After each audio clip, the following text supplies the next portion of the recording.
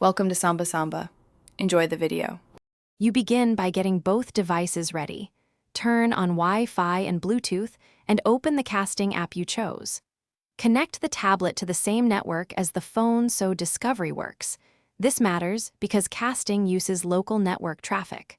Once done, grant any prompted permissions for local network access and screen recording on the phone. Now tap the app's cast or screen share icon. This is the first actionable step that initiates device discovery and prepares the stream handshake.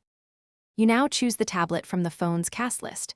The phone sends a connection request and the tablet responds. Make sure to accept any pairing prompts or enter the PIN shown on the tablet. This secures the link.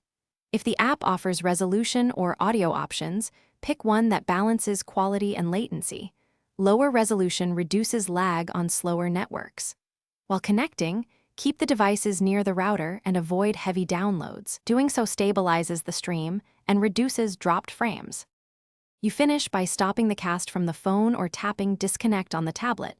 That cleanly ends the session and frees resources. If the connection fails, restart the casting app, toggle Wi-Fi on both devices, or reboot the router. These steps fix most transient discovery issues. If lag persists, try a wired adapter or USB tethering for a direct link. One key troubleshooting tip: verify both devices are on the exact same network band, 4 GHz versus 5 GHz, to avoid isolation.